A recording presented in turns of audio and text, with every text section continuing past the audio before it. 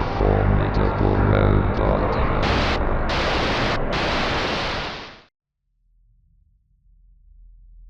Going back to school after a few years working always sucks. It means admitting defeat, and finally accepting that your first degree really was worthless.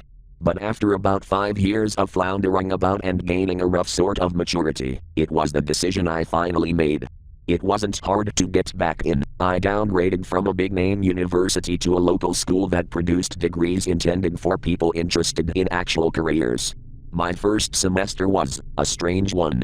Before I began my major, I found myself forced to take algebra as my only remaining core, a class I dodged in favor of statistics my first time through college. I was going to class in the morning and volunteering for an afternoon-evening shift at my call center job, plus Saturday and Sunday mornings. I was able to squeeze the class in while working overtime, only at the cost of anything resembling a social life. Being yelled at by old people wasn't my first choice for employment, but the turnover was so high that there was always opportunity for overtime. I was determined to make sure my car was paid off when I finally started taking the courses for my major. So most nights after work, with all my friends already asleep, I drove over to my school library for a few hours of studying. Going back to school meant going back on Adderall, so I was always able to force the drowsiness back. I was probably getting 4 hours of sleep most nights, maybe less. I didn't care. Tucking myself away in a little cubby to study on the second floor of the library was my way of unwinding. As uncertain as I was about the rest of my life, I always knew what X was, and that gave me some comfort. For the first time in a long time, I felt in control. Of course I couldn't make myself work constantly, no matter how hard I tried. I found my mind wandering. So I searched YouTube for interesting videos. I'd read news stories. And periodically I'd scroll through iTunes on my laptop to see if there were any interesting podcasts. For a long time, iTunes was a dead end, and I kept going back to YouTube, sometimes watching the same video multiple times in a night.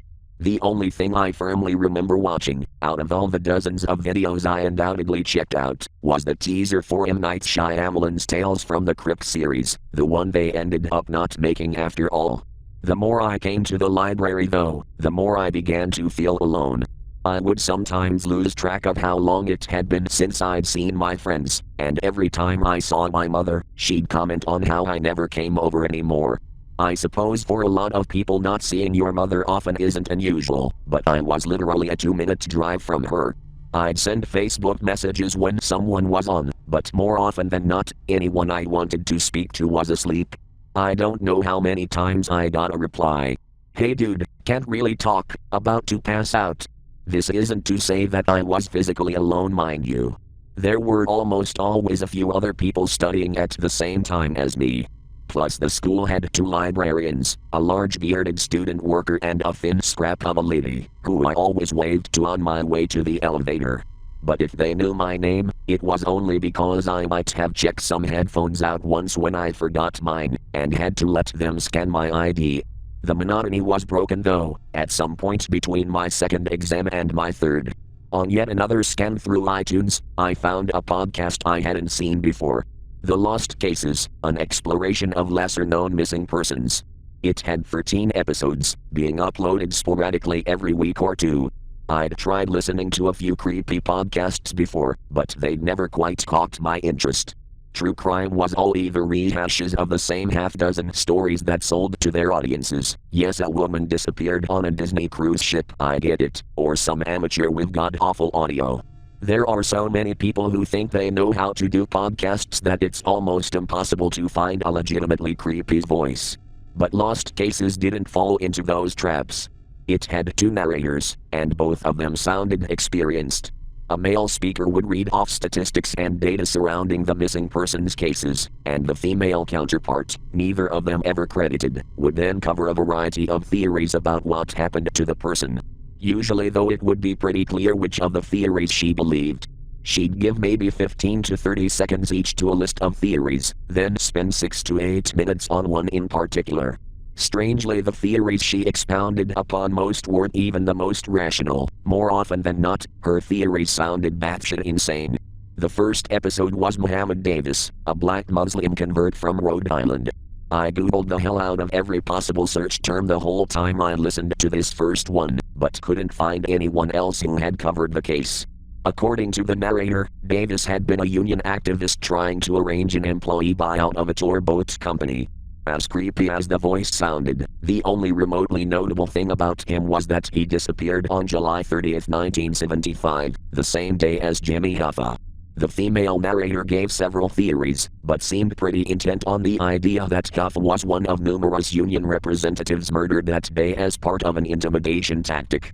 She believed that Hoffa was the only one too high profile for the unions to cover up, as they were determined not to appear vulnerable.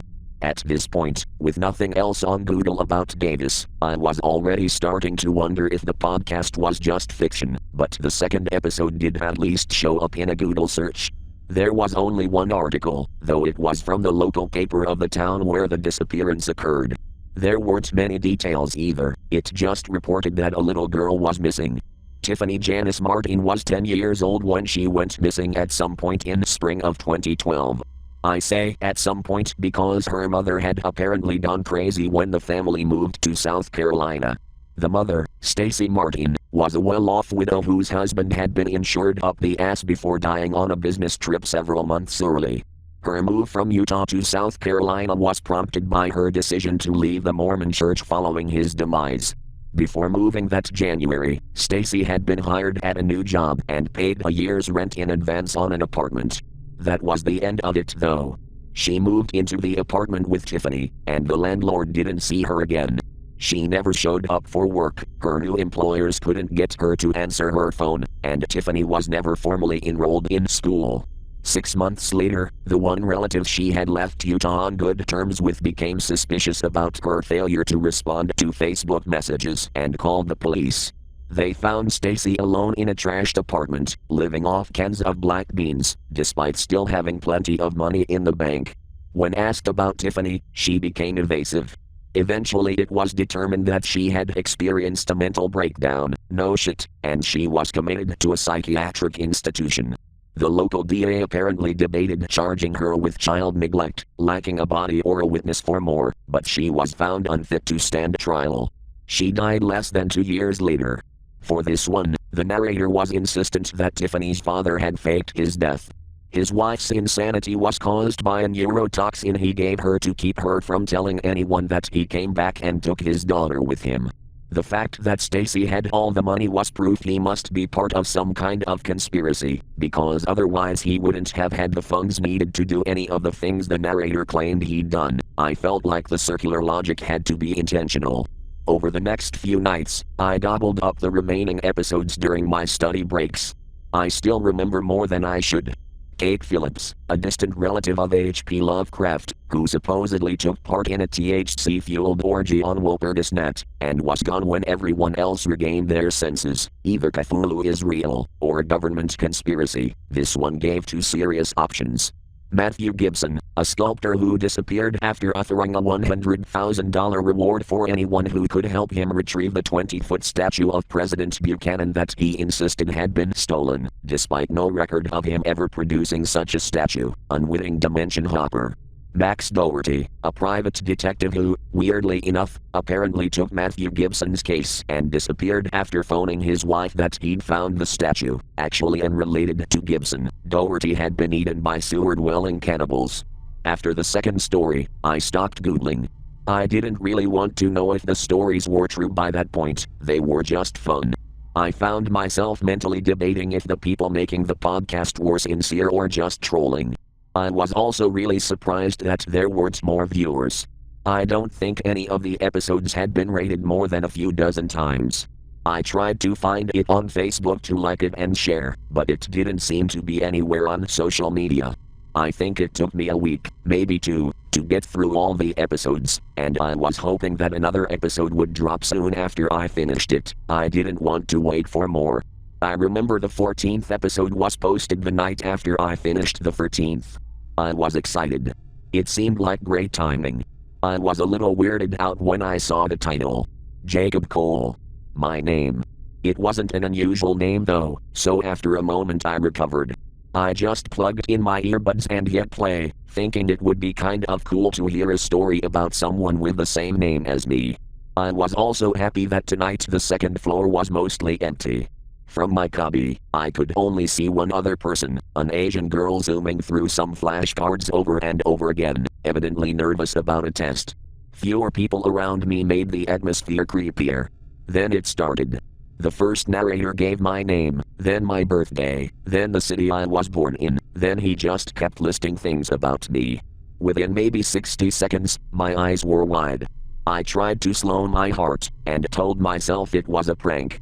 But it kept going, and I couldn't figure out how the fuck some friend or other could have arranged for me to find this exact podcast, or even know that I'd been listening to it. I toyed with the idea that it was some kind of malware that stole info off my computer and generated my name and information in a pre-recorded podcast. I mean, I wasn't keeping up with the current state of computer text-to-speech. Maybe they could do that now? But Googling quickly, I didn't find anything like it. By this point, the narrator had moved on to the day I disappeared. I glanced at the calendar on my laptop. Yep. I clocked out at work as usual. Since I worked the last shift, the only people who saw me leaving were the security guard and 2 co-workers. It was enough to confirm I'd been there, alongside my clock out in the system. Then the 2 librarians saw me head up in the elevator as usual. There was a brief clip of the woman, whose name was apparently Shannon, being interviewed by the local news station, just saying that I was nice and quiet and they never had a problem from me. The last person to see me was Cassie Park, who left the second floor to head home sometime between 11 and 11:30 p.m. I glanced over at the Asian girl. None of my stuff was found in the library, but my car was still outside the library the next day. By this point, I was already trying to download iTunes onto my phone. I needed to get out of here, but I also needed to know how it ended.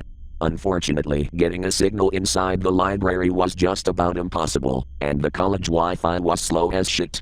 I could have just tried later, I suppose, but I read enough scary stories online to know crap like this podcast always disappear at the end. I needed to know the fucking theories, and if it wasn't downloaded to my phone and playing, I wasn't leaving. I glanced over my other stuff. I hadn't taken a single thing out of my backpack, and I could have my computer in its case in a few seconds. I unplugged its power cord and stuffed that in the case, letting it run on battery power. I wanted to be ready to get the hell out. I sped the podcast up to double speed. Somehow it didn't squeak, and the female narrator sounded just as ominous as ever. This time though, it was different. Rather than pushing one theory and mentioning a few others, she just rattled off theory after theory, saying none of them had sufficient evidence. I had been abducted by aliens. I had been snatched by a serial killer. I was the human sacrifice in a satanic ritual. I won big in an illegal gambling ring and fled the IRS. It just went on and on. There were still a good 5 minutes worth of theories left in the podcast when I heard the elevator door open. I looked up to see the girl, Cassie, packed up and headed out. iTunes was only about 20% downloaded to my phone. Panicking, I just closed out the browser. Hold the door, I called. I threw my laptop in its case, grabbed my backpack, and ran for the elevator. Cassie seemed surprised, but stuck out her hand and held the door when she heard me. When I got home that night, I opened my laptop and confirmed what I'd already suspected.